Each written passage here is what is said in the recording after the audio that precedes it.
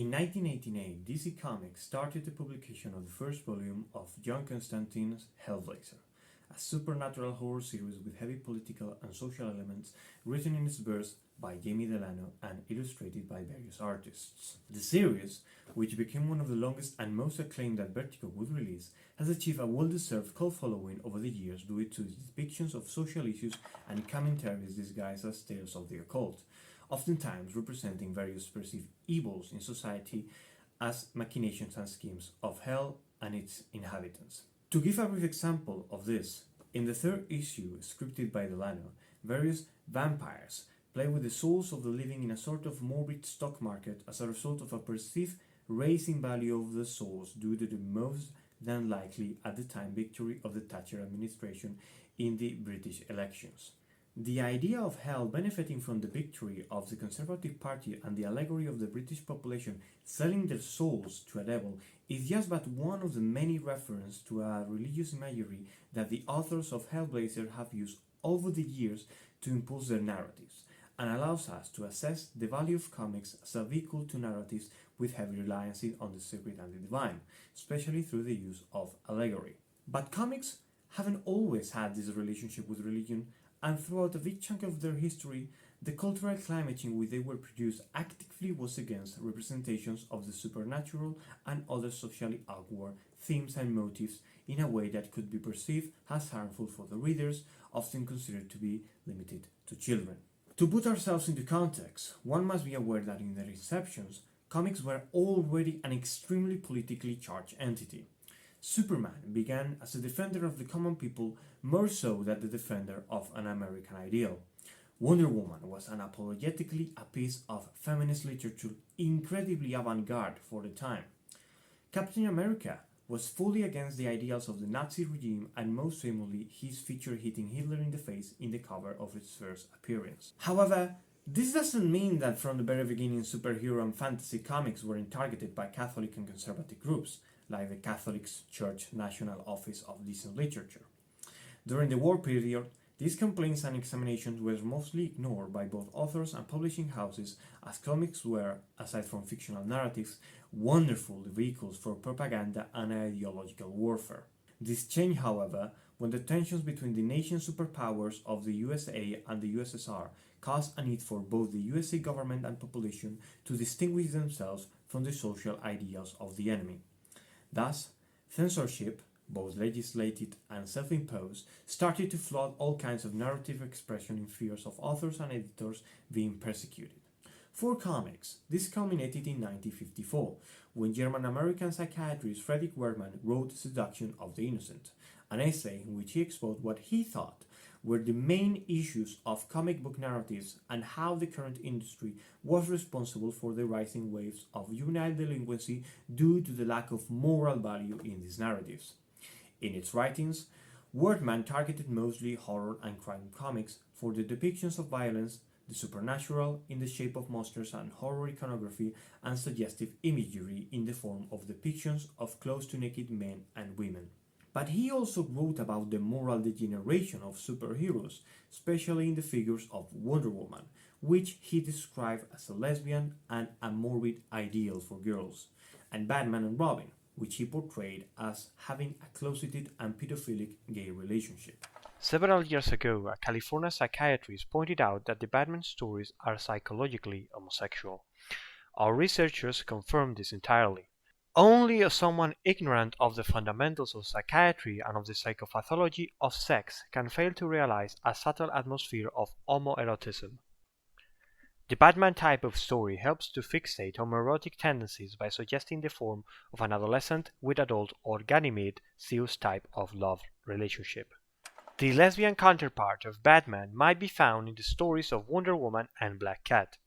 The homosexual connotation of the Wonder Woman type of story is psychologically unmistakable. For boys, Wonder Woman is a frightening image. For girls, she's a morbid ideal. Where Batman is anti-feminine, the attractive Wonder Woman and her counterparts are definitely anti-masculine.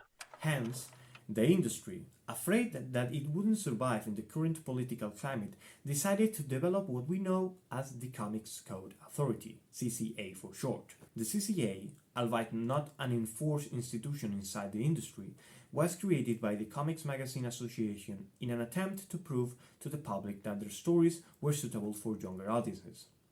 It effectively worked as self-censorship, which led to a period of intellectual stagnation in the industry, as well as the disappearance of certain imagery in fears of public outrage. So he said, "It can't be a black person." So I said, "For God's sake, Judge Murphy, that's the whole point of the goddamn story." So he said, "No, it can't be a black." Bill Gaines just called him up later and raised the roof, and finally they said, "Well, you gotta take the perspiration off." I had to start glistering in the perspiration on his black skin. Bill said, "Fuck you," and he hung up. Tales of the Crypt, one of the most recognizable and popular series of the time, alongside its sister publication, The Haunt of Fear and The Vault of Horror, were cancelled shortly after the implementation of the CCA, while ongoing publications, such as Archie Comics, were to be changed and revised following a strict criteria regarding what was appropriate to depict. In regards of religion, this mostly translated in characters either not mentioning their religion or being straightforward Christian in their values. Whenever a narrative delved in religion's imagery, devils and creatures of the underworld were unapologetically evil beings with little to no nuance other than depict the perceived moral failings in the USA societies, usually in the shape of the condemnation of violence, rebellion against the establishment, extramarital relationship, sex outside marriage, and the sanctity of the traditional family structure. But religion in itself was, for lack of a better word, always a given, as the discussion of its placement in society was rarely, if ever, discussed in the mainstream. It also helped that the ideas of conservatism and religion were, at least at the time, extremely synced, which allowed the CCA's guidelines to work outside the outright realm of religion. Publishing houses were mostly content following the guidelines established by the CCA, but authors were mostly reluctant to this level of control. It wasn't uncommon for some authors to fight their way with the CCA to tell the story they wanted, and in some cases, issues of comics had to be at best changed into something unrecognizable or at worst shut down. Characters like Batman, Superman, and Wonder Woman were mostly relegated to silly tales aimed completely to children with plots that couldn't tackle any serious drama or gravitas, something especially disheartening in a medium so reliant on being socially relevant. The influence of the CCA stayed strong, with no revisions at all to its guideline up until the publications of a 3-issue arc in the first volume of Spider-Man, running from issues 96 to issue 98. In it, writer Stan Lee and artists Gil Kane and John Romita Sr. depicted the direct negative use of drugs, under the claim that it would be impossible to do otherwise without mentioning drugs themselves. The CCA did not approve of the story at first, and Marvel Comics, instead of backing out, decided to run with it. This proved to be an intelligent move, as the issues sold extremely well and were endorsed by the Nixon administration. I got a letter from the Department of Health, Education and Welfare, which said, in a sense, that they recognized the great influence that Marvel Comics and Spider-Man have on young people. And they thought it would really be beneficial if we created a story warning kids about the dangerous effects of drugs addiction. We were happy to help out. I wove the theme into the plot without preaching, because if kids think that you are lecturing them, they won't listen. You have to entertain them while you are teaching. This was followed weeks later by the publication of a 2-issue arc in the first volume of Green Lantern, Green Arrow, which also tackled themes of drug use and abuse, which was also a success.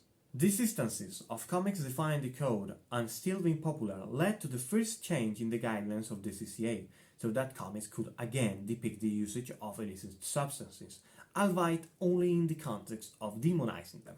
In the 80s, the number of comics that were published without the CCA seal of approval was increasing, with that decade being host to some of the most acclaimed and relevant works the medium has ever seen, like The Dark Knight Returns, Watchmen, Swamp Thing, and From Hell. Religion started to gain a more introspective dimension inside the narratives of this area as well.